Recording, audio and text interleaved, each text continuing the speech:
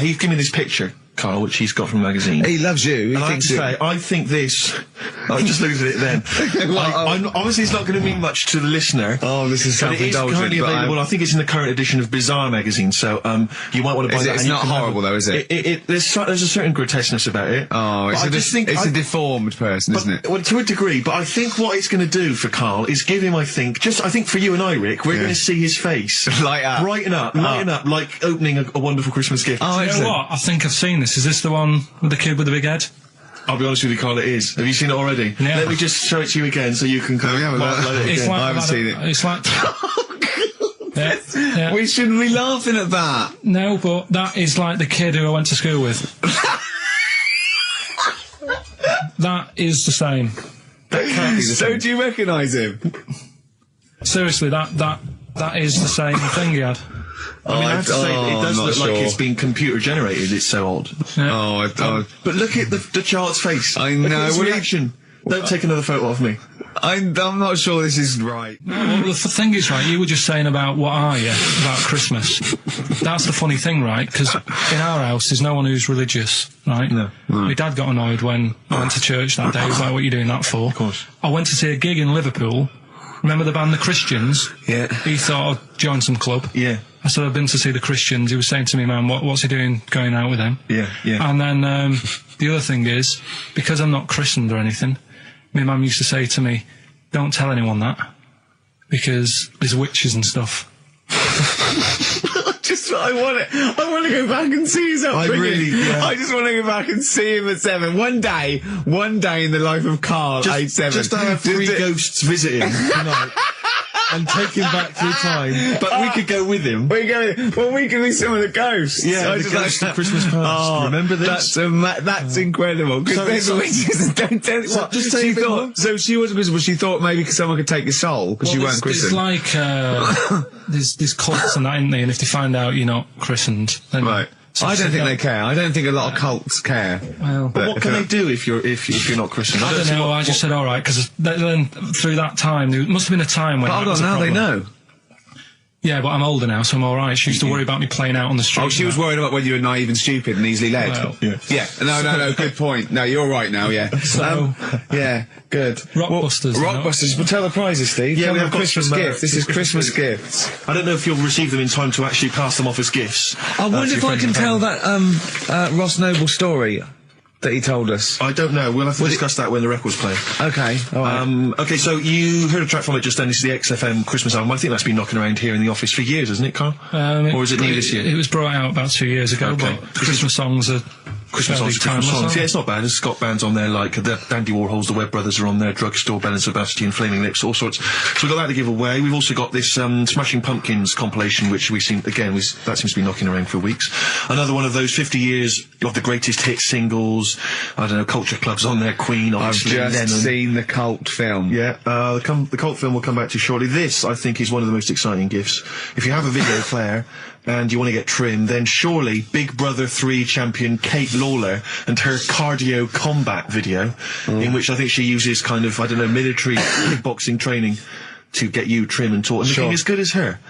Then you can get that as well. We've also got a exclusive 7-inch single from the White Stripes, a kind of Christmas single. Is that from them? Yeah. That must be quite rare. That's probably the only thing. That is rare. That is worth something. And the current Badly Drawn Boy album, Have You Fed the Fish, which I think is slightly mediocre.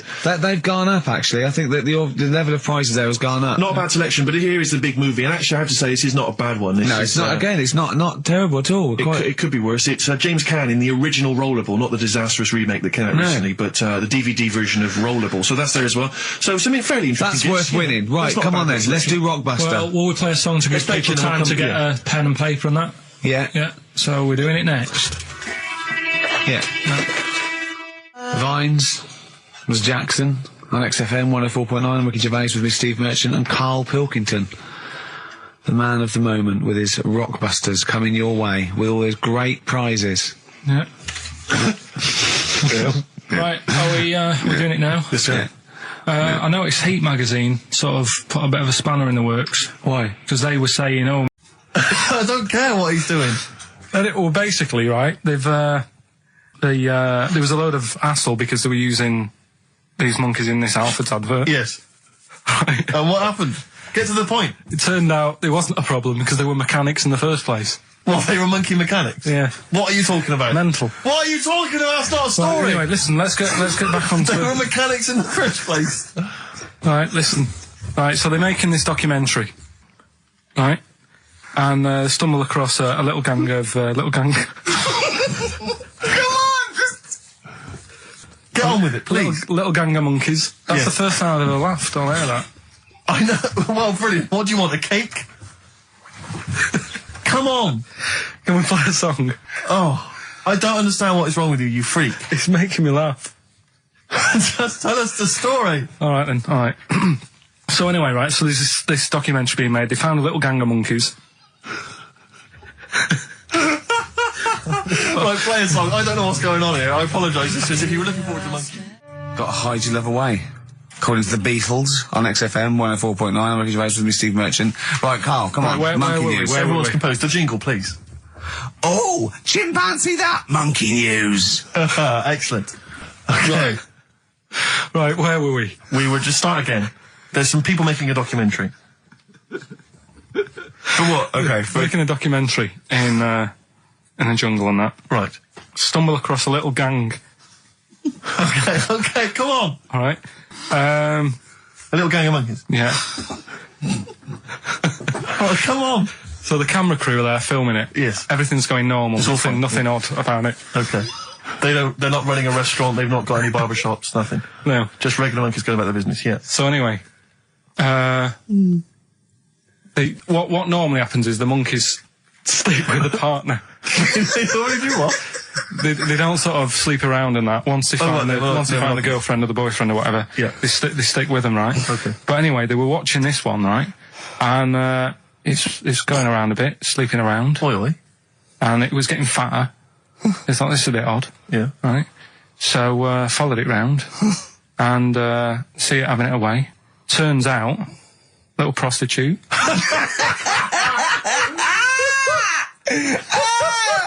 Oh, God! It's a little monkey prostitute. And it was getting fatter because it was charging them bananas. What a load of old rubbish. Charging them bananas! What was it, a boy or... It was a... Woman. Little woman monkey. That's the most extraordinary monkey news I've ever heard. Oh! That is genius! Has this documentary been televised? I don't think it's been on yet. No. And that's all the information you've got? Yeah. And is that's one banana for everything? The half banana is for... Just oral. A poor job. Right. If you want full-blown monkey sex, it is 2.5 bananas. Sure. So, Let's just play a song. let's just play... All right, well, this is our penultimate show, so we're back next week. We're going to make it a barnstormer, I'm sure, lads. I want 100% behind it, 110% next week. All right, none of this giggling, none of this infantile giggling, like two schoolboys. Right. All right, we're going to come back, we're going to have some quality monkey news next week. We're going to have all kinds of treats, I would have thought. Okay. Some great prizes. All right, are we okay? Yeah, We're all best show. behind that. Let's make next week the best show ever. Good luck. If you miss it, then you miss out. We're ending with a track from a couple of years back. I think it was 92, 93. Dinosaur Jr. Start Chopping. Play that. Start playing. Forget start chopping. Start playing. All right. All right. See you next week. Yeah. Anyway, it's what everyone's been waiting for. For It's the what last Carl time. exists for the last time. It's monkey news. Play the jingle. Oh, chimpanzee that monkey news. Right, are you familiar with 100th monkey?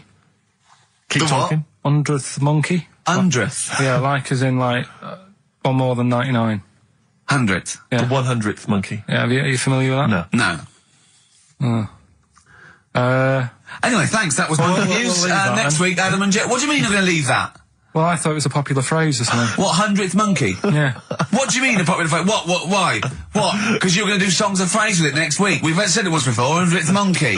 No, it's just, it says the expression 100th monkey. Well, do That's it anyway. where What's the comes from. story? Well, it's from the 1950s, right? And the way that they got it because they were following some monkeys about, right? And they started Who was? Who was? journalists Oh, yeah, why? Oh, yeah. just to see what they're up to. Right? Okay. So they're following some monkeys around, yeah. What was it? What, a documentary? Anyway, one of them Come on. Come on! washed some potatoes Right, okay. Right, let's leave that, right? Let's leave that one. Come on! A monkey washing potatoes? Can we leave that one? No, you cannot. You've got to do it now. They're following what is it? Sort of like a family. Is it a family of monkeys or? It was just one chimp, and it was washing a potato, and he thought that's a bit odd, right? Yeah. And then it turns out that ended up teaching another monkey how to wash a potato. No, they do it. They go down and wash them in the sea because they like the taste of salt. And the weird thing is though, when it got to the 100th monkey, right? Even though it hadn't been taught how to wash a potato, it automatically knew. It knew what to do. What do you mean? What do you mean? It was in them. It was in them that they knew that when they get a potato, they had to wash it. That isn't the monkey news. I'm just saying that's where the expression comes from. But you haven't even heard of. Right, Carl's been taking phone calls for these clues. Right, and so everyone's been saying the same thing for the last one. He's been going, no, and I'm worried. I'm always worried. FD. I just overheard him on a call. They're going, what have I been saying?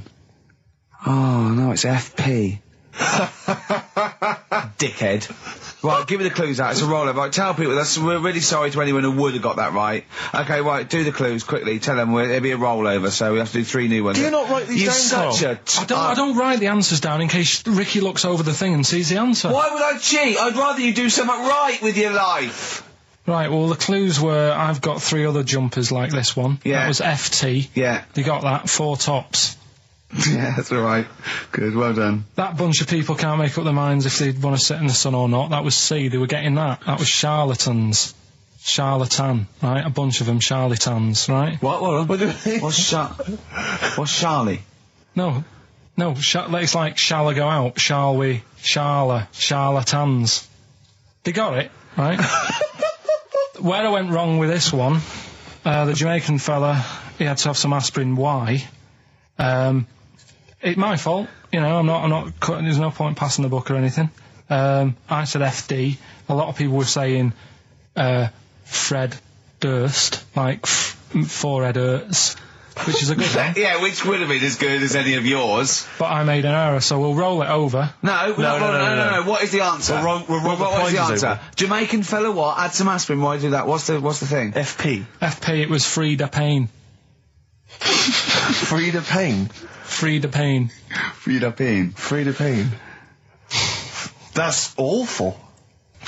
Carl, you've got to write these down next week. I'm sorry, you're the producer. I know, but I've had a busy week, haven't I? That's not an excuse. That isn't an excuse. Our excuse is we don't care. Yeah. You do put care. the work in and then make a mistake. Yeah. It's better not to try than try your hardest and be rubbish. Do you see what the point? We don't care. But you've got standards. Yeah, and you're not meeting them. Think of that. You're not even reaching your standards. God.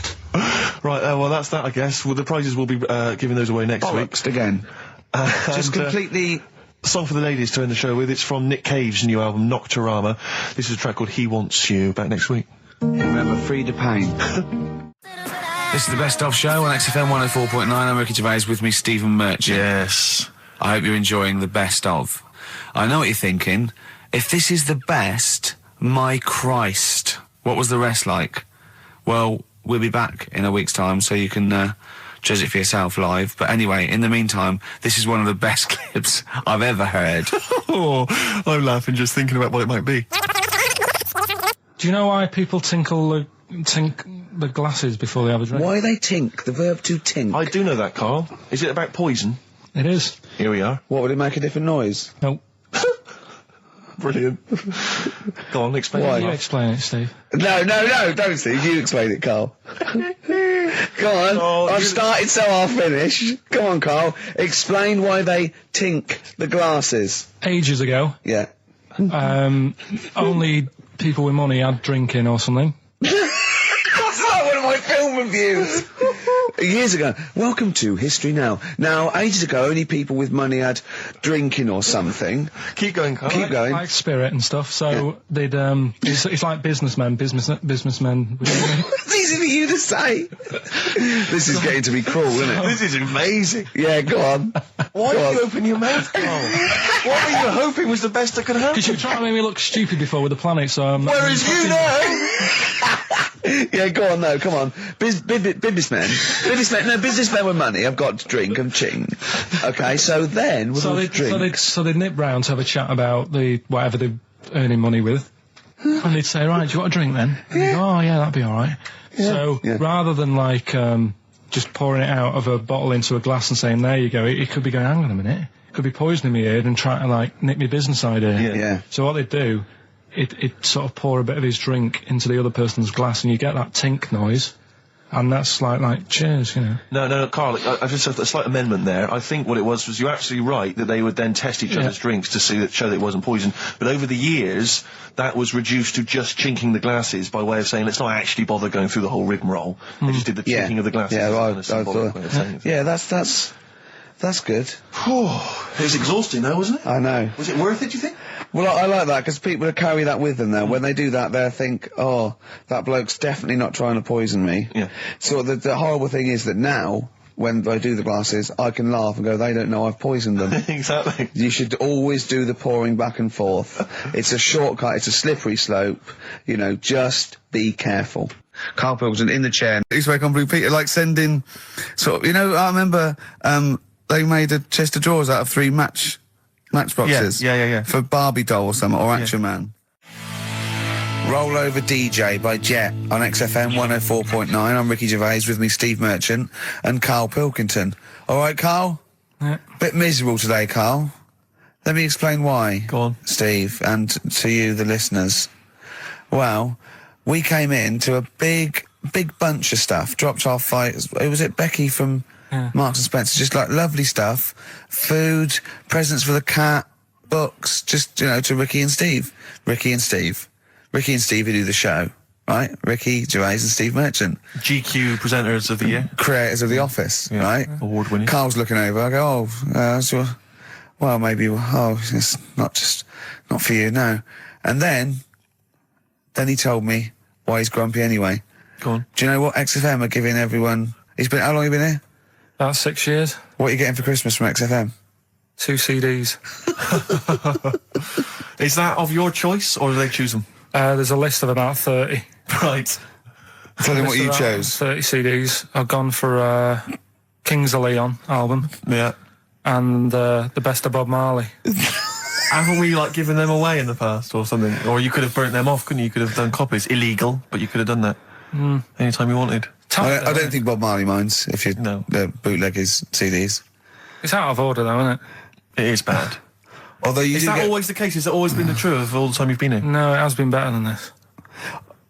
Yeah, although you do get paid quite well, and you do have an easier time. Yeah, but don't give me the CDs then.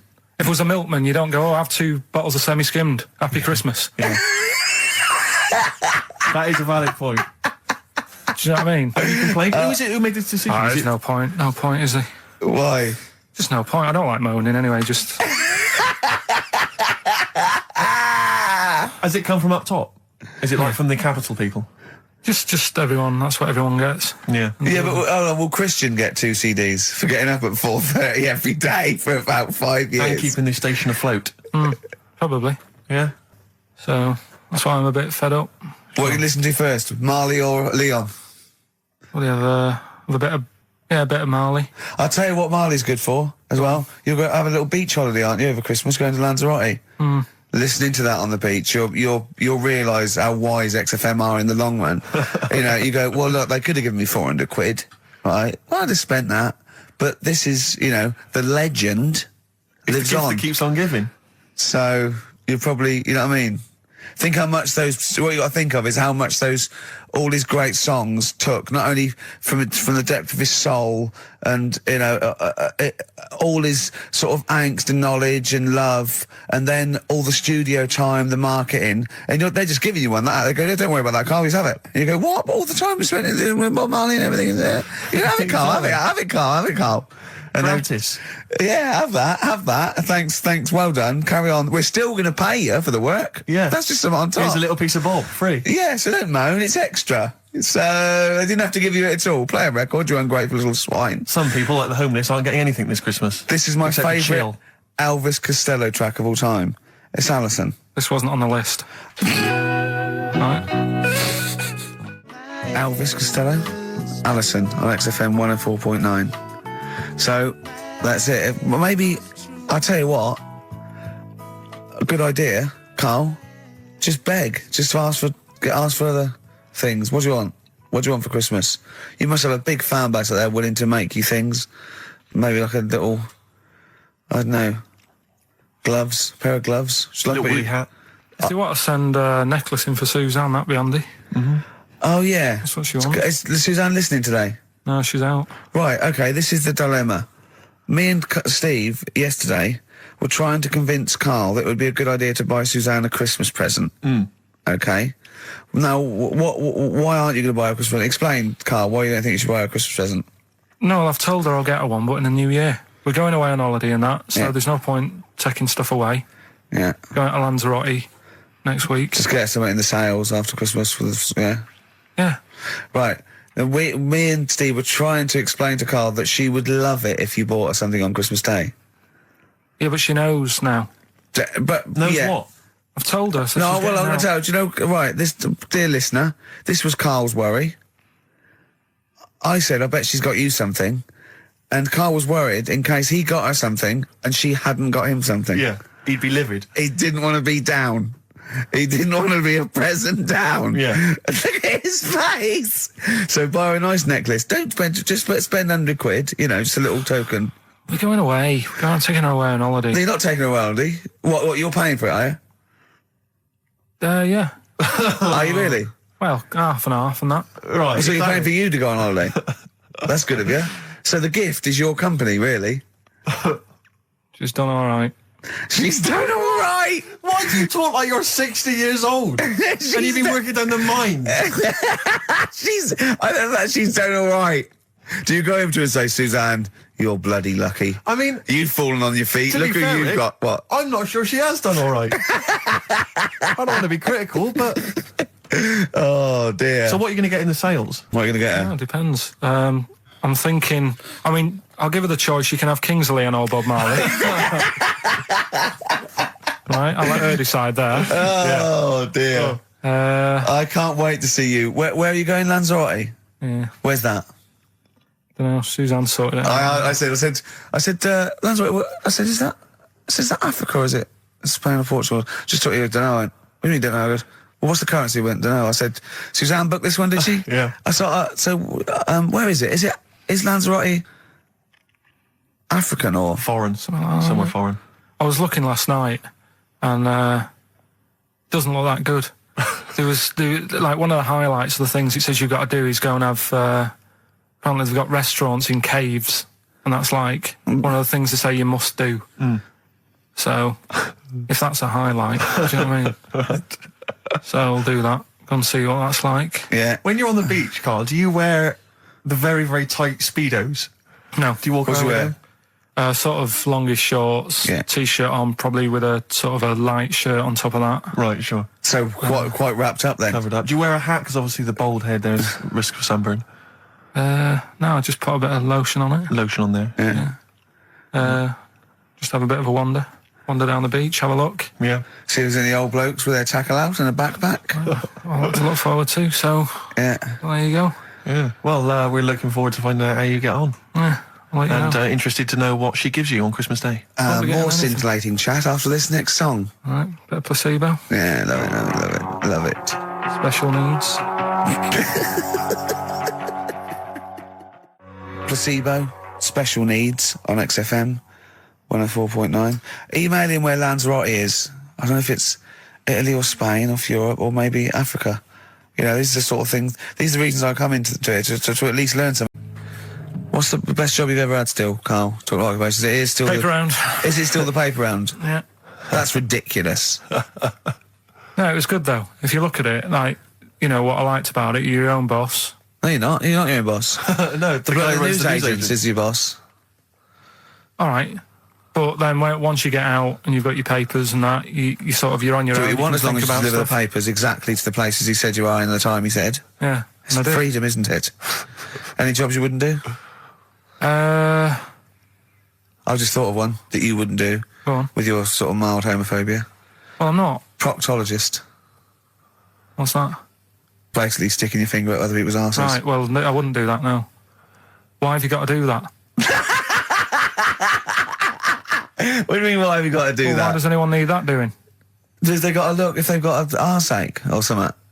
Which trainee doctor makes that their speciality? Do you know what I mean? That must be, right, we got a place for proctologists, and it's you, Meadows. You Yeah. came last. Oh, seriously, what? I'm not the arse doctor, am I? Yeah, you came last. Oh, I'm a bum GP. I can't yeah, believe it. yeah. You got to, I can't believe this. Yeah. That must be it, mustn't it? Well, presumably Or- no one would choose it. No one would purely. If they can have the brain surgery. Well, heart- what if you were brilliant but you were shy? You couldn't look people in the face. yeah. You could you could do anything you want. No, I just don't want to look at them. I just want to do their asses. Yeah. Really? Just want to do the asses. Yeah. Yeah.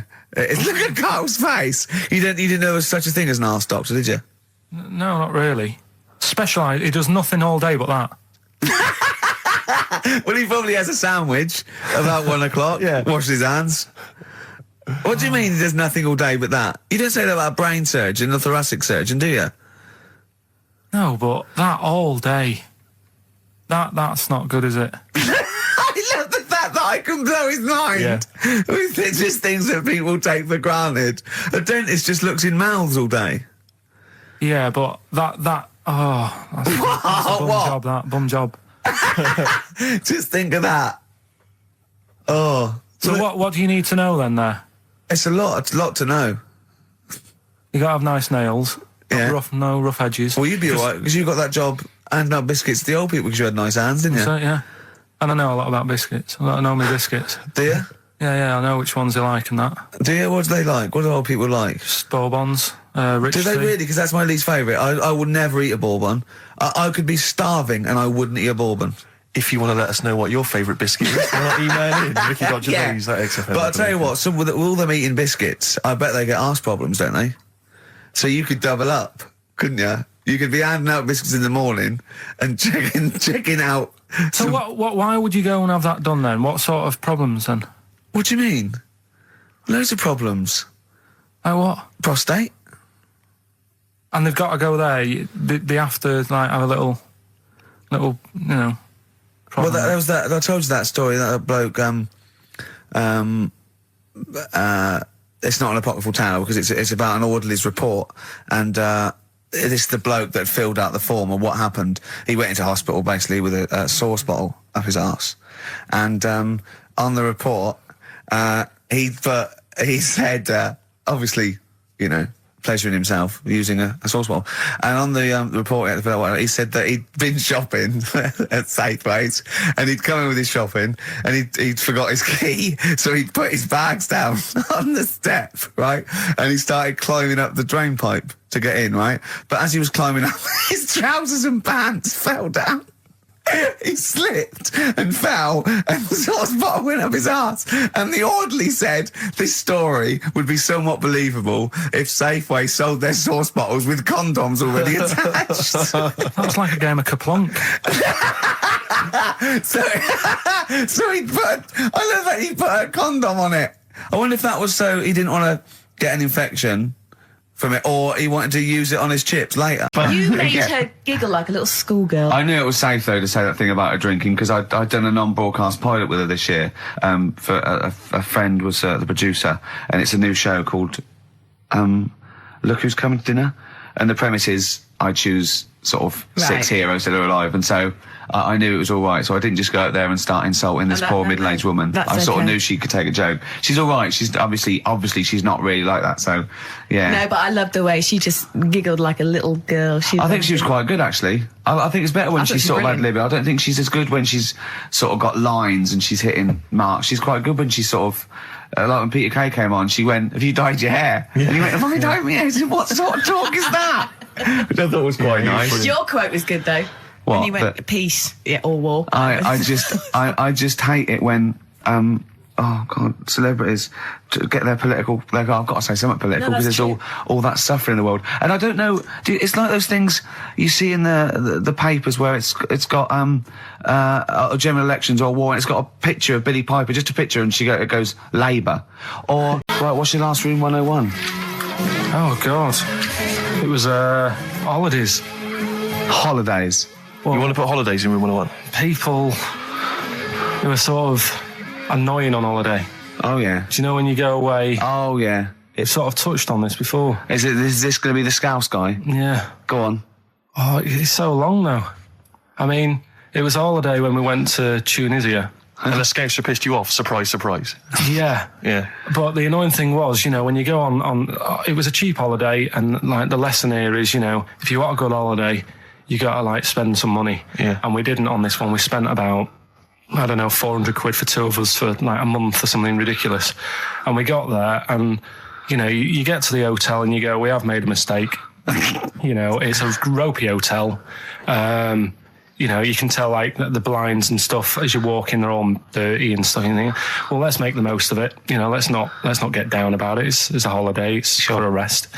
And you try and make the most of it. And we had to meet. Like you have one of those things where you get to your destination and the rep says, right, go and unpack your bags and that. Go and sort yourself out in the room.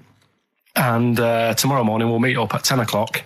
And I'll go through, the best sort of place to go for camel rides and, the best deals I can get you. That sort of thing. Can anyone here walk like an Egyptian? So she says, right, tomorrow morning, meet 10 o'clock in the discotheque. So we get up and we have breakfast, and it wasn't a good breakfast. The kitchen was, like, bit horrible. The food wasn't good, and it was run by sort of midgets. What do you mean it was run? Not there's anything wrong with that. There was little fellas running around, and the annoying thing was one of them sort of started to fancy my girlfriend. How did he manifest his affection for No, you're not saying there's anything wrong with midgets, though, are you? Just saying it was strange that there was... Yeah, but even midgets shouldn't be cutting in on Karl Pilkington's territory. I know. But it's also that thing of, they've got little fingers, and... And it's sort of ruined. I'm so sorry. No, I'm not. It is a bit of a phobia of mine. Okay. Do you know what I mean? They are nice people and that. Sure. Oh, God. But the annoying thing is... So what was he doing then? How did he... I don't understand how he was chatting up your girlfriend. Was he crawling under the table so you couldn't see? He just kept... Whispering to her from underneath there. Stop it. Just sort of, Wait, I don't want to get a complaint on our last show. There's not many midgets What's going to happen? Can we just finish this and start up again in a couple of months? Oh, yeah. So if you want to know more about the midget theme restaurant, then we'll talk you in 3 months. Yeah. It's just... No, that's fair enough, actually. Oh, yeah, no, right, sorry Karl. about That's this. your producer's Listen, we'll see you in about a really... it's been a pleasure, truly, and thank you for everyone that wrote I've got you a couple letters. presents. Have you really? I've got you both a present, right? Oh. I got Ricky, do you know, like we've done fables and Yeah. stuff? Right? Yeah. This is like Mr. Ben. Oh. This is brilliant. Yeah. Right, and it's like little fables that Mr. Ben goes on. Oh, fantastic. So I want you to learn something from that for when you come back. Okay, brilliant. That's lovely, I'll tell you Karl. one of the stories I read this morning. It's brilliant. In fact, when you've done with it, give it me. Yeah. Because I haven't finished reading that. Okay, thank you, Karl. And for Steve, a little... chat up lines. A little book of chat up lines. That's fantastic. That's great, Karl. Well, we'll see you in 3 months. But carry on emailing Karl. Cherish Karl Pilkington. He sits in a little room by himself, so keep him in touch. And we'll see you in August. We're going to leave you with something that we all love. This is There Is a Light That Never Goes Out by the Smiths. Very apt, I think. Goodbye. See you later. His homework was to come up with those stupid lateral thinking problems.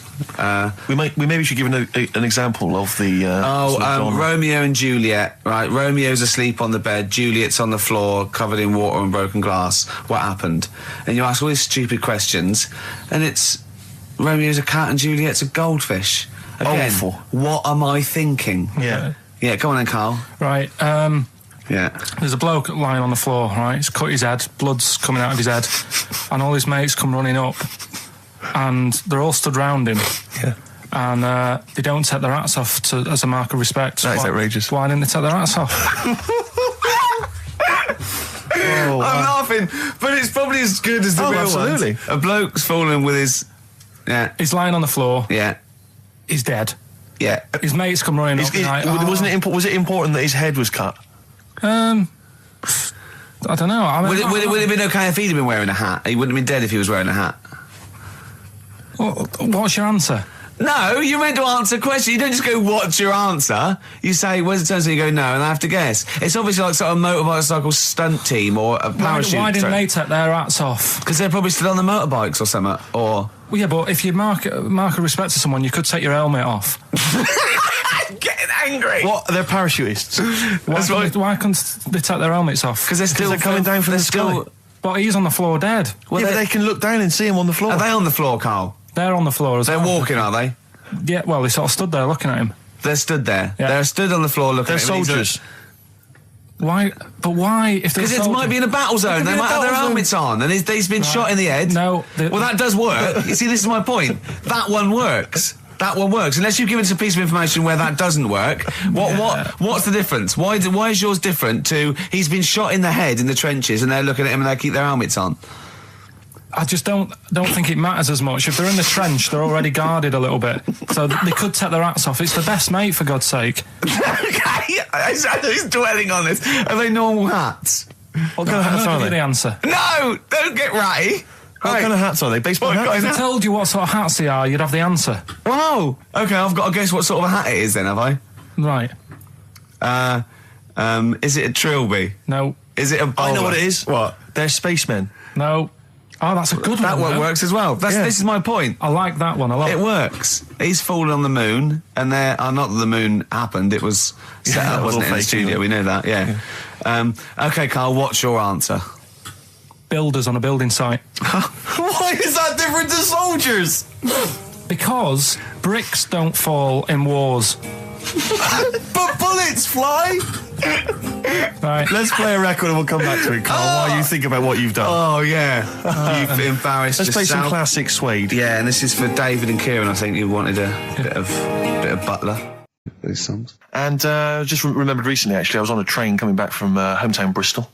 And I was on the train, and this girl walks on, good-looking girl. I thought, hey, up. A largely empty carriage. I'm thinking, my luck's in. You know, because I take every opportunity, Carl. That's the thing about me. You know, I don't choose. She was a good-looking girl. She sat down. I thought, she sat down right near me. I thought, brilliant. As this guy comes up behind her, and says, I think it's probably a boyfriend or something, sits down next to her. And I listened in on the conversation, you know, obviously, because I'm pretending to read. It was very clever. I read the same page for hours, so I was pretending to listen. I was listening, but pretending to read. And I realised that it's not her boyfriend or anything. It's just some guy she's met on the platform.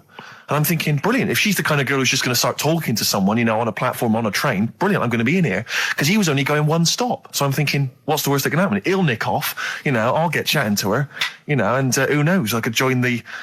is there a train equivalent? Foot High Club. The Foot High Club, brilliant.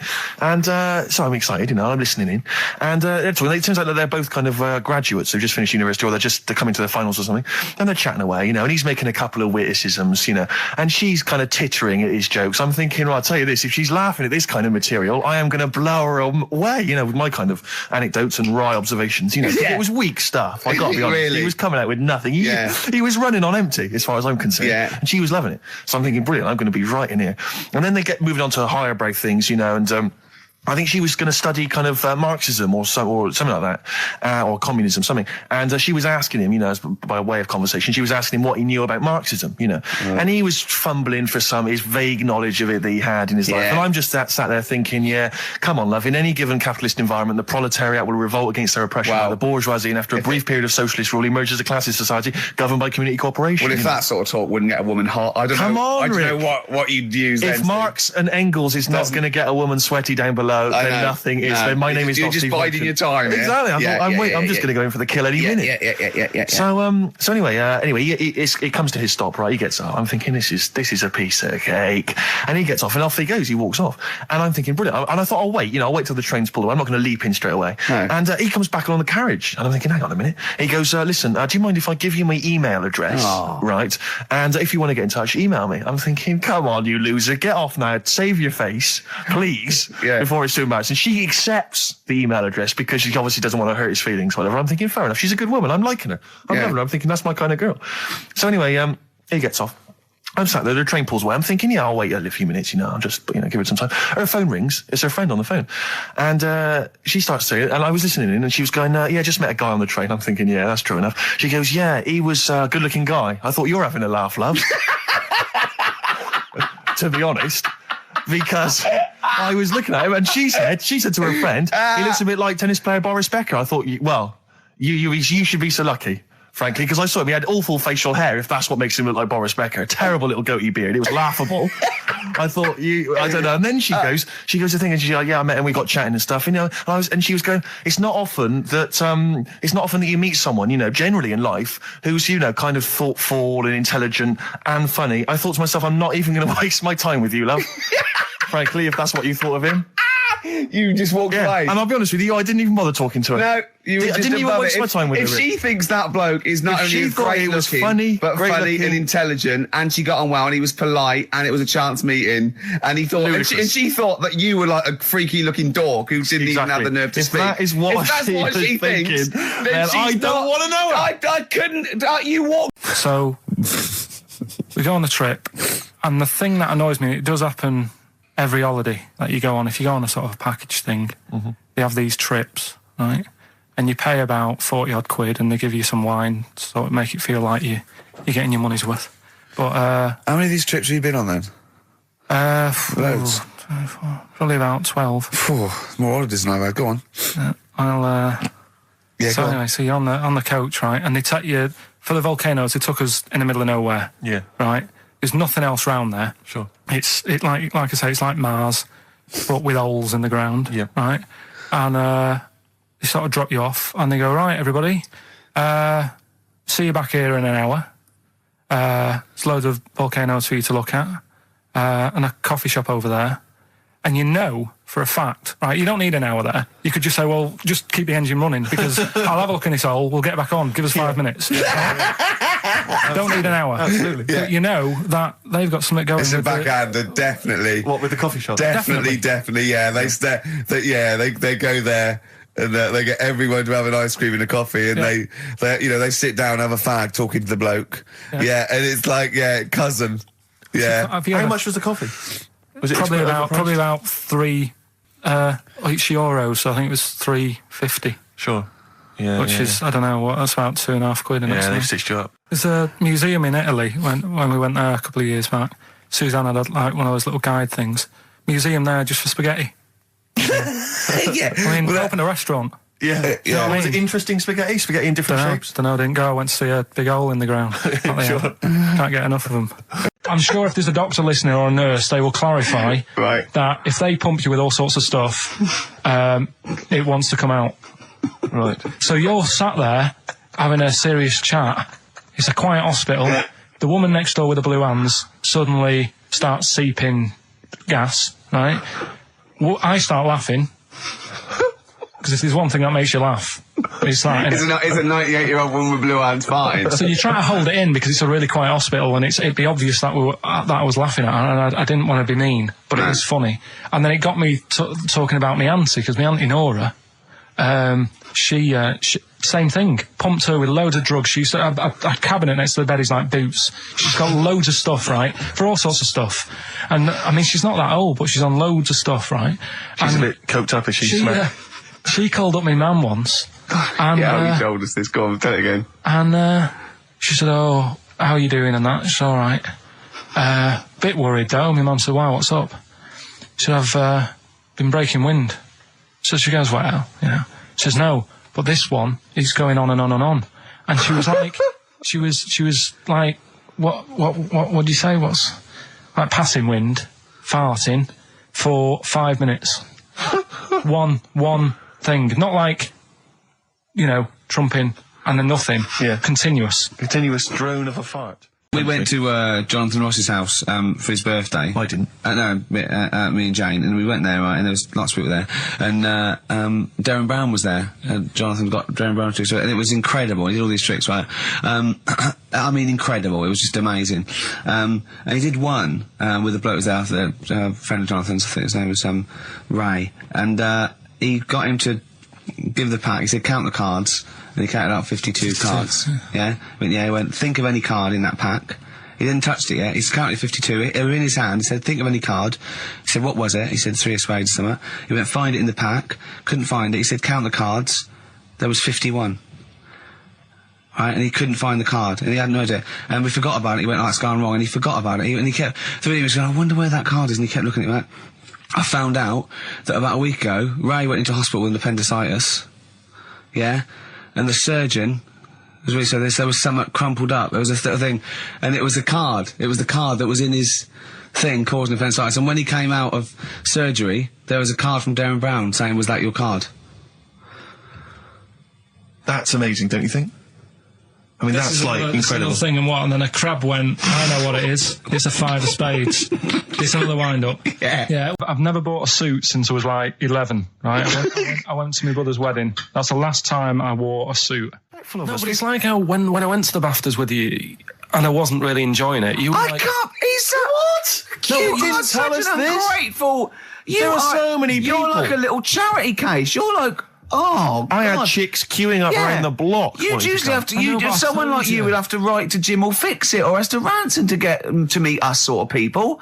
And now it's on your doorstep. I'm amazed that you didn't enjoy it. Why didn't you enjoy it? You got to walk down the red carpet. You went in. There was George Best, one of your footballing heroes, was there. A load of other big names. You sat there at prime position. You came backstage with a load of other big names. Hey, you had a lovely bit of grub. You were filming this thing for the DVD you were making. That's you, a cameraman on our DVD. And yet you think, now you look grumpy because you had a couple of pints and I can't believe it. So tell us why you didn't enjoy it, because the ceremony, what didn't you enjoy about that? It was interminable, wasn't it? Far too long. Wasn't it awful? 3 boring. hours. I'm sorry. I thought you were going to say something. Really? Sorry. 3 hours. Yeah. I mean, I suppose for you two, at least, you were going to get something. Sure. Yeah. But with me, it's like, I mean, I've never graduated or anything, so... Have you not? I'm trying to think of a situation. Basically, I sat there for 3 hours knowing that I'm not going to get anything out of the night. Yeah. Right? Now... Sorry, when we invited you and you said yes, did you think you were up for an award? No. I thought we were going to be sat round tables having a nice bit of food whilst people are going up there winning awards. But 3 hours of the same thing over and over again. I mean, if a film's 3 hours in the cinema, you go, well, it's long, but, I wonder how it's going to end. Yeah. But this was just like the same thing over and over again. Some guy going up, thanks a lot, cheers for the bit of brass. And then going down, sitting down, the same thing over and over again. Honestly, right, I'd say it was one of the worst things I've ever had to do. I enjoyed the night afterwards when we did have a bit of lamb and a nice bit of veg and that. That was all right, and I went home and I was happy, and I got the little freebie bag that you're talking about that we're giving away. Yeah. Which wasn't much good stuff in it. Oh, all right. Right. No, what would you have done on that Saturday night? Suzanne what would you have done or the Sunday night rather, what would you have done had you been at home? I would have stayed in with Suzanne, right? Watching telly, having a nice bit of pate on toast or something, cup of tea, watching 24. But instead, I had to buy an expensive suit so I didn't show you up. Right? Yeah. How much did you spend on your suit? Well, in total, right, because, the shoes and the suit and the shirt and the tie, it was about 600 quid. That's the most expensive evening ever. And that's what I'm saying to you. And the daft thing is, it's dark in there. I don't know why you've got to wear a nice suit. You can't wear a tracksuit, for goodness sake. It's dark in there. No, just the shirt and that. It doesn't make you a better person wearing a suit. No, it doesn't make you a better person, no. We're not claiming it made you a better person. No, but that annoyed me. Yeah. I mean, it was an experience, isn't it? That's why I went, because you think, if I didn't go, if I would have said to you when you invited me, no, Steve, I don't want to go, then I would have never known, right? Yeah. And that's my sort of thing in life, right? Yeah. If something comes up, you should take it, even if you're not going to like it. It's a bit of an experience. Right. Do you know what he said to me? I phoned him up because we had to meet up. And obviously he had to pose as my gay lover. Yeah. To get in, right? Yeah. He phoned me, what? You said something to me like, I bought a suit, I'm looking good. He said, I'm looking good. People will think, how on earth did he end up with that good-looking guy? So he got into the role. That was what he said to me. He started getting into it. Such an insight. Fair record. I just must say that we've had an email from Darryl Foss. Lots of people have emailed in and said, well done on the BAFTAs and well done on your Room 101. They really liked that. Thank you. There's one guy, and it's Darryl says, Ricky, has your dad only got one D-Mob suit? Because I don't know if you noticed, but Ricky wears the same suit every single time he appears on TV because he spent a fortune on it getting it tailor-made. I've only got one. It's a good suit, and I he wears it know. all the time. And it's winter as well. It's like a pure wool, so I'm sweating everywhere I go. Anyway, usually it's too much cheese. I won't be buying another.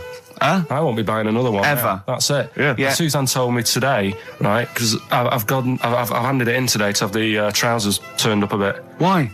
Because it was a bit of a bodge job for the night. Yeah. Right. It was just some pins sort of holding it up the other night, but you didn't notice, and I didn't tell you because I thought you'd be getting on the stage and saying, "Look at that freak over there with his pants hemmed up." But I took it to the place to get it done. Suzanne tells me that I'm going to start shrinking now and getting to that age where you start going smaller. What's this story? Well, Your father was a taxi driver? my dad he had loads of jobs, which he did back then, and they don't do that anymore, do they? People don't. They don't Have a variety of loads jobs? stuff. Sure. But at one point, he had a black cab, and I used to go with him. Used to get a beer crate and put it in the front of the black cab, and sort of sit just next to the meter. And anyway, we got this call, and the guy on the end of the radio said, "Oh, you've got your son with you, haven't you?" So he said, "Yeah." So it's just like, we've got to pick up at number 11 Village Lane or whatever. And I said, all right. And it was this woman. It was like a woman version of the Elephant Man. Wow. The Elephant Woman. Yeah, it looked like... it was really strange because I was in the front of the cab, and when you're a kid, if something looks odd, you're a bit scared of it, aren't you? Yeah. And my dad was like, look, be all right. And we're driving towards her. Look, don't worry, son. I've got loads of buns. And just to I'll just throw one down the street if it lets you run after it. You're being mean, right? I am a little bit. So Yeah. how old were you? 18? No, I was about 12 or something like that. 11, 12. And as we got closer to her, it looked like she was holding like a bag of spuds on her shoulder. For a snack. Right. And her head was all a bit mangled and messy and that. And my dad said, whatever you do, don't stare at her face. Yeah. And she got in the Because back. you turned into stone. Well, she got in the back, and I had like the mirror, the driver's mirror thing, and sort of having a look, trying to work out. And he said, don't stare at her face. I couldn't work out where her face was. It was that weird. Oh, God. So I'm not sure you're from Manchester. I think you're from like Narnia or something. Yeah, you got frog boys walking around. The Lord of the Rings. That got like the claws of a lobster and the head of a toad. Yeah. And you got women getting in with spuds for heads. I mean, what is not Manchester. this? This is not the place you grew up. This is mad. Oh, you can't believe it in London, can you? You come down and go, look, symmetry. It must be amazing. It must be a thing to do with upbringing, though, mustn't it? And because, again, do you know, I've said to you before, years ago, when I was a kid and didn't have any worries, good-looking lad, you go through it a bit, have a few more worries, and you look knackered. Now, back there's a lot more worries and stuff, so you get a lot more freaks. Whereas in London, everyone's like happy, aren't they? I love the fact that stress can cause your fingers to fuse and your heads to grow. No, but if She must have been really stressed to have a head. Yeah. She was she an accountant or something? You know what I mean? But what did she do? What did she say? Where was she going, by the way? She couldn't speak. London Zoo, please. I think she was going to like to the fair. Shop. Seriously, honest to God. On my mum's life, she was. Because at the end of the day, that's a good thing with animals. They don't judge you, do they?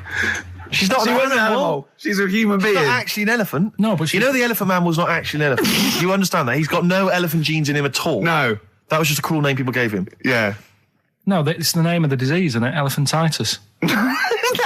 Look, so listen. So this woman, why was she going to a pet shop? She was going to a pet shop. To find a husband. Is this true? No, it is true, yeah. Oh, God. I'm not taking the mickey because it must be so really bad for you. Of course it is. Carl, I'm going on to you today about cutting myself shaving. Yeah. I was going on about that. To think that she's probably not alive now, but to think...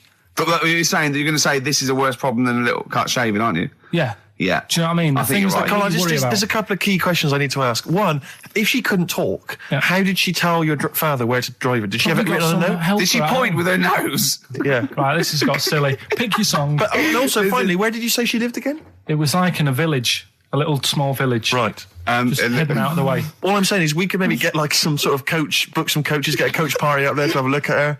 And now You can make some lemonade. The offspring of a woman and some spuds. Yeah. Excellent. Well, I didn't do that well at school and that, right?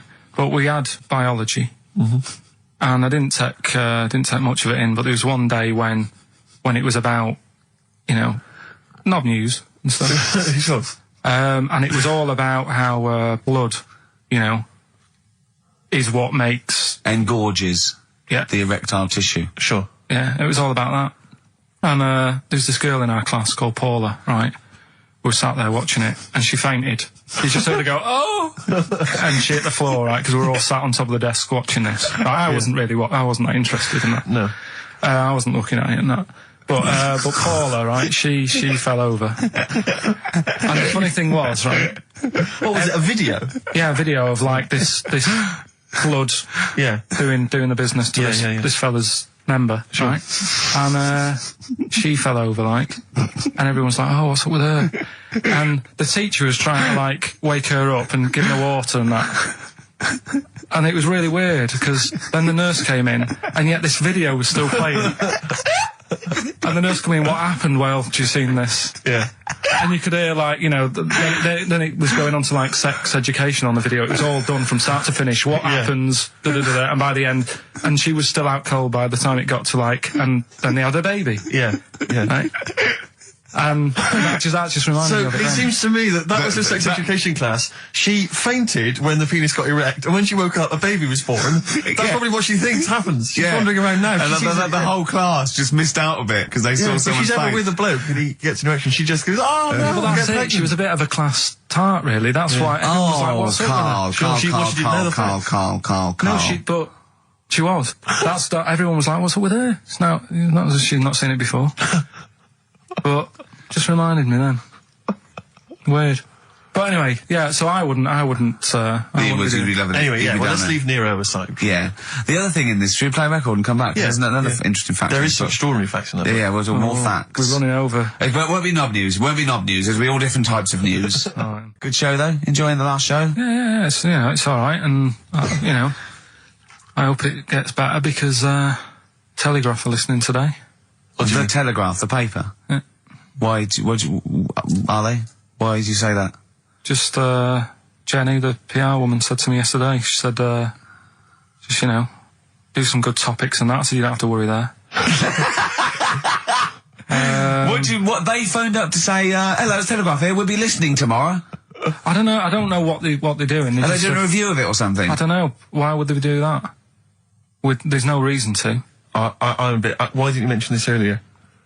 So the Telegraph have said, why would they call up to say we'll be listening? It's a free country. Because they said they'll be listening, but also, can you make sure you record it? Because if we can't listen to it because of the pirate stations that are on at the weekend, because it affects our signal and stuff.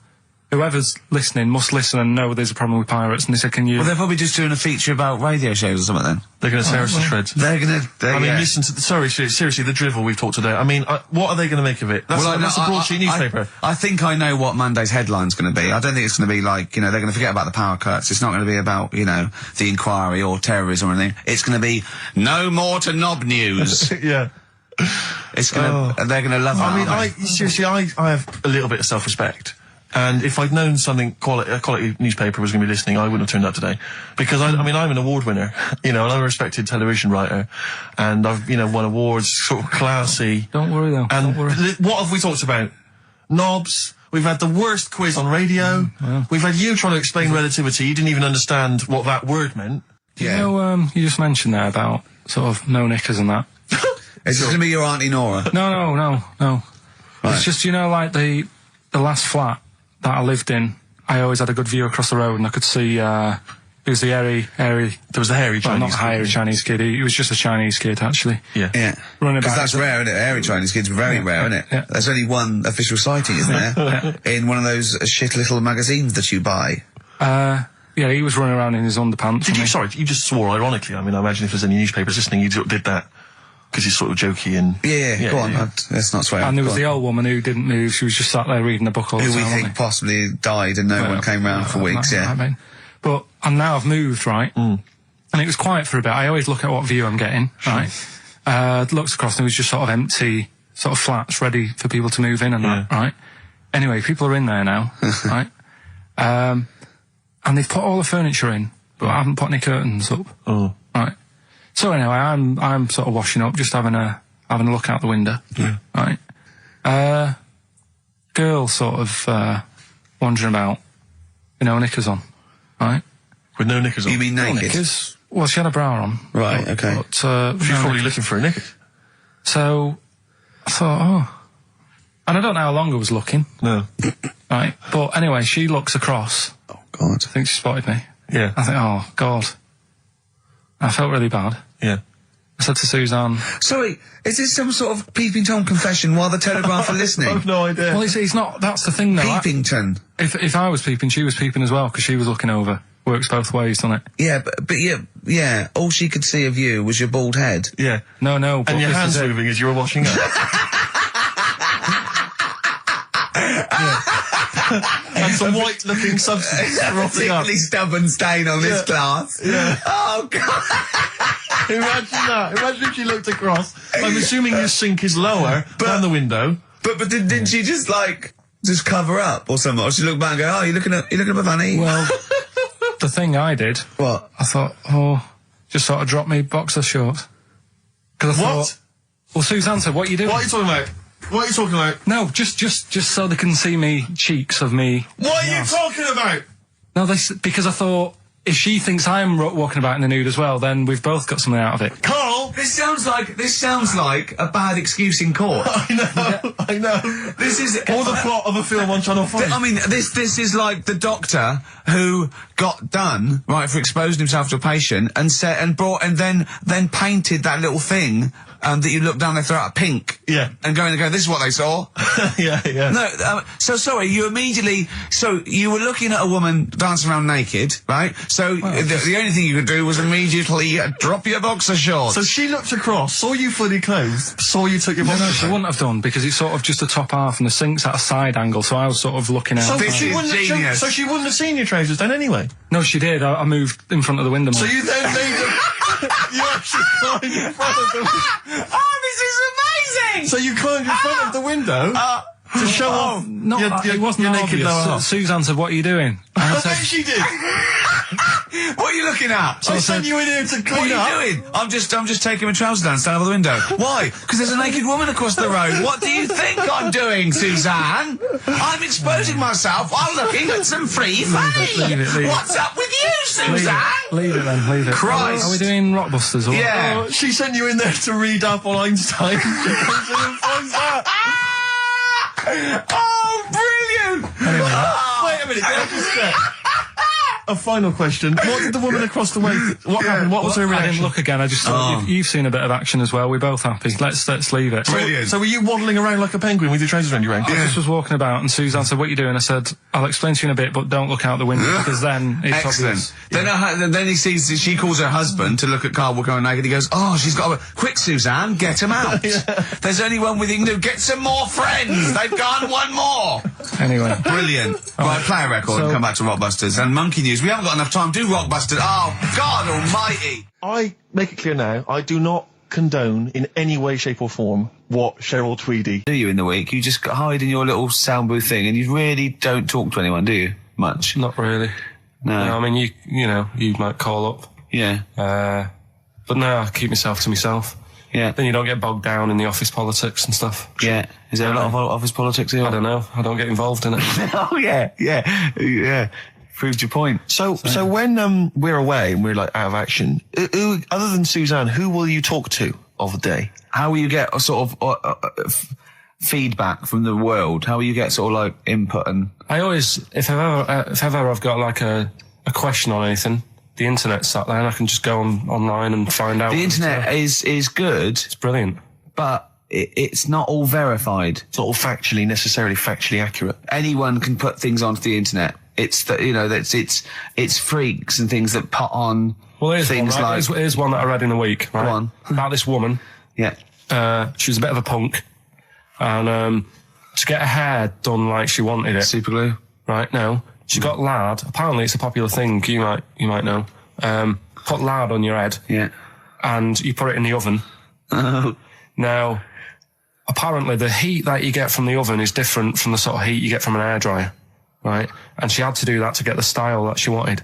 But anyway, she comes into the money or whatever, treats herself to a microwave, right? It's not true. Opens the door, jams the things, you know, like the little catch, so the microwave works. She jams it with a screwdriver or a knife or something. Yeah. Puts the microwave on, sticks her head in, boils her brain. Don't be ridiculous. Right? Well, why is that ridiculous? Boils her brain. She boiled her brain. She boiled her brain. And this is what's good about the internet. I went straight from that, and there was a subject about brains. And do you know that Russell Crowe, when he dies, is given his brain to charity or something, some sort of some people who can do stuff with it. She gave hers to Pot Noodle. Vesta. Yeah. Oh, That's boiling the a sort of skull. Yeah. It's not true. It's not true, Carl. Just urban myths. Someone made it up. Yeah. For a laugh. They're just too convenient urban myths. Everyone says you can tell an urban myth's not true because it's always this happened to a mate of mine, and when you say what happened then, they go, don't know, that was it. Was it? Was that it? Was it? Someone boiled a brain and that was it. There was no more story. Well, were there any dates, locations, times? I think it was in Belgium. You're listening to the best of. Yeah, no, it's a slightly truncated show, isn't it, today, Carl? We've got I don't Monkey like News, I would it. trust. I don't like change, and that's what's happened. I'm not. You don't, do you? You're like Rain Man. Yeah. He really is like Rain Man. Anything change, he's got to get in a little routine. You can't. I don't like to. I'm not like Suzanne's mum and dad and what have you, where routine cannot change no matter what. Like what? Well, we've talked about it where, you know, if it's a Tuesday, I'm having sausage, egg and chips no matter where I am. That's what they're like. Right. That's what they'll remember, actually. When I'm saying about stuff about Live 8 and all that, you know, people will remember. If people said to a dad, you know, you remember Live 8? Okay, what day was it on? Tuesday. Well, I had sausage, egg and chips. Nothing changes. But the thing is, today, normally we have a bit of a, you know, I know what we're doing where and all that, and it's all sort of messed up. We don't usually know what we're doing where. We say, what should we do next? No, you go, what? But I know, like, Rockbusters has been done early. Right. So that's normally done at about... That's really throwing you. I say, I just don't... I don't like all this change and that. It's messing about, isn't it? Rain Man. So what do you want now? Well, what about Song with a Story?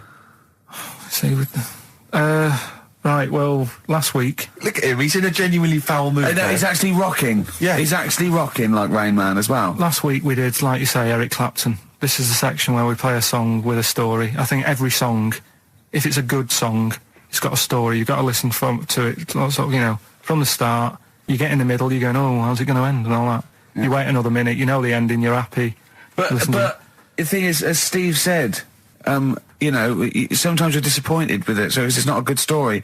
And as Steve said, I'm not sure you're finding what you need in a song for story. Why don't you read a book, a novel? If you want a really good story that engrosses you, why don't you read a book? You're not going to get it from a pop song. I haven't got time for a book. Song's 3.5 minutes. And that's it, is it? And that satisfied you? Well, yeah, it gets you thinking for a few minutes, then you move on. Then you stop thinking. 2 minutes 50, this one, right? And it's brilliant. Go on, then. It's about, last week we talked about the little crippled fella, right? This one... as I say, I don't think we say cripple anymore, but go on. All right, this one, someone emailed in saying, if you want a song about that, this is a song you want to listen to, right? Right. It's about this fella who, basically something happened. I think he's in a wheelchair, right, for some reason. You thought that last time. His wife, you know, likes going out. She doesn't take him with her when she goes out. Right. Is it Ruby, Don't Take Your Love to Town? Yeah. Brilliant song. Well, just play it then. Yeah, great song. All right. What do you mean? Oh, just, it's a good story. It starts off well and that. You're feeling sorry for him, but then he says, where's my gun? Yeah. Because she's a slut. Why? Because she's going off. Yeah, but what does he expect her to do? What? Just because he paralysed his legs fighting for his country, presumably in the Vietnam War, it says that crazy Asian war. So he's gone, he's fought for his country, he's taken a bullet, he's come home, he can't walk, he should be a hero, and then his wife's going out putting it about downtown. Why do I never meet women like Ruby? My dad always said... All right, steady on. Dad said Christmas morning was for for me. So he used to stay in bed. So he never. That's brilliant. That's a great thing to say, isn't it? Yeah. Christmas morning's for you. Run wild. Do what you want. Just don't bother me. I'm going to Honolulu for 2 weeks. That's great. Dad, it's Christmas. Do I have to do anything? No. So my mum used to get up because she used to like to see my face light up, when I open my presents. And then to give fireworks. And then I'd have to go to my bedroom from about 6 o'clock onwards because my mum and dad were into having big Christmas parties and I wasn't old enough to go. Right. So they'd say, right, you've had your fun there, you go up to your bedroom, stay in there. Really? Yeah, I remember one year, right, I got a train set, that's what I wanted. Yeah. Right? It's brilliant. Playing with it all day. I thought, I don't mind about the party, I'm happy staying up here playing with this. Brother comes in. He's had a few, right? He's going, yeah, give us a go on your train. How old is he? He's a bit older than me, so he might have been let's see. Well, let him be 18. Probably about 18, 19, something like that. I had a train set, so I don't know, about 14. something like that, yeah. Right? So I'm playing on that, loving it and stuff. And then he comes in and goes, oh, give us a go. He turns the transformer up to 14. He went really fast for about 5 seconds, broke it, and then he went back downstairs. Wow. So Christmas, I hadn't even got to Sounds Christmas like Day. the Conservative government with British Rail. Satire, though. Satire, Rick, I just thought that there's satire. If there's any satirical shows listening or magazines. It doesn't work in any way because there's the analogy falls down apart from there being a train. Think it through though. British Rail was trains. Yeah. And the government broke the trains in many. Well, they didn't break them, not officially breaking them, but they kind of. It does work. It's perfect. Oh, I'm very pleased with that. And I can't. And no one's asked him to be on. Have I got this for you? It's weird, isn't it? Because it's strange that when you've got a satirical mind that's as quick as that. Yeah. Right. And he's broke your little train set. So what did you do? I just watched telly and had some sausages. I bet you were happy with that though, weren't you? Oh, it's a bit annoying though, isn't it, when your main present of the year has been broke. And did it ever get it fixed? No, that was it. Put away. I'm intrigued why your parents wouldn't let you come and join in the festive fun. Was it really debauched down there? Was it eggnog everywhere? Well, no, but I mean, that's fair enough. 6 is a little bit early, but I just think, if you're a kid, he had his fun, put him to bed at 8 maybe. And do you think so on Christmas Day? I thought that was a day for family. Well, not if there's a party going on. Well, don't have the party on the Christmas Day. Well, that's another option. Yeah. Your parents are weird, aren't they? A strange breed. Well, I think that was the year, right? You're talking about buying presents and stuff. I think I did treat my mum I didn't buy my dad anything. I think that was when I got a bit older, I used to get my dad something because he wasn't that bothered anyway. No. So, got my mum, there was a cheap shop, right? Of course. Thank God for that. Called Snips. Right? So I went in there and I thought, let's see what I can get her. And remember Victoria Plum? I don't think so. Well, it's like a fairy character. Right. And my mum's into gnomes and stuff. Right. So I thought, right. She must be pleased with you then. Victoria Plum. I was thinking, is that one of the neighbours? Is it like a brandy liqueur? Do you remember Victoria Plum? Victoria Plum. Victoria Plum, yeah. It's like a little fictional sort of character, right? Okay. So I saw it. I thought, yeah, she'll love that, right? So I did my paper round, saved up for 2 weeks, right? Aww. Got that sorted, went to Snips, bought the Victoria Plum. Next day, I'm in town with her, right? So I think, I know what I'll do. I said, come in here a minute, right? So we go in and we're looking around and I tested her, right? I went, look at that there. That's all right, innit? And she goes, oh, it's bloody awful. Oh, Carl. Oh, Carl. Oh, God. So then Christmas Day comes. I said, don't bother opening it. She said, no, why? I said, no, why didn't you still give it to her? So, well, it's too late. I'd already bought it. Oh, Carl. So she opened it and I was like, and she said, oh, that's nice. I said, why are you saying that? I said, the other day, she said, it's bloody awful. She said, oh, no, I thought you were pointing at something else. Oh, no. So that's why I don't get anyone anything anymore. Lars, and there she goes. What a great start to a show. We've had 20 minutes of some of the best banter, chatter and music and anecdote anywhere on the dial. You're damn right. High five. Yeah. Sweet, man, sweet. Oh, what are we talking about? Well, I love that track. It's lovely. They've got a bit of the Liverpool gene, Paul, haven't they? That sort of doddy.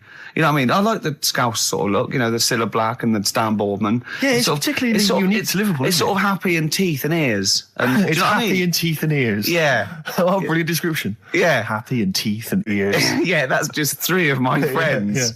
Yeah. Now, we've got a great track lined up, haven't we, Carl, that I brought in? Simon and Garfunkel. Now, I'm not ashamed. As you know, me and Steve aren't worried about being part of a trend or being trendy or jumping on about. Steve particularly doesn't worry about like looking good or No, I'm saying as a compliment. He doesn't worry about walking along like that or I'm looking good. No. But I'm saying you don't mind the insults, freak boy or goggle eye or swore off a duck's back, mate. Do you know what I mean? Or a new phrase that's been coined because of Steve's face, walk off a frog's back. Who's saying that? Just a lot of you, a lot of friends and that. But I mean, my friends. Yeah, a lot of the people. Can you name names or? I can't really. They promises you can't. I can't. I can't really. Anyone up? I think it's the Kaggle. Looks good. It does look good. It's waterproof, Rick, and it's also stylish. I wear nothing underneath, so it's tight to the skin. It gets sticky in bad weather. Is that why you sort of rustle? Sexy. But what's all the? Is there abuse? What's this? No. They just say. Because I'm a pretty trendy guy, but I, as you say, I cut my own trend. I make my own style. So just go back to insults briefly. Go on. Saying. No. See, that's goofy. That's not fair. No, because that's what he said. It's in my head. What do you mean he said? No, when did he say that? No, I mean, when did you call me goofy? No, he didn't. He said about what's in the head. Hey, no, when it's come off it. Don't what? Who's calling me goofy? No, I'm not even goofy. Goggle-eyed's fair enough. No, yeah, but you can sort your look out. I can't. What do you mean I can? How can I sort my look out? I'm not even goofy. That's not fair. You've got the proper features. What? Just needs sorting out a bit. I can't help it if my hair's not good. I noticed the other day when Carl was sitting on your knee having his picture taken. It's a long story, right? He's got a completely spherical head. It's slightly too small. I'm not being funny because, I mean, I'm not perfect.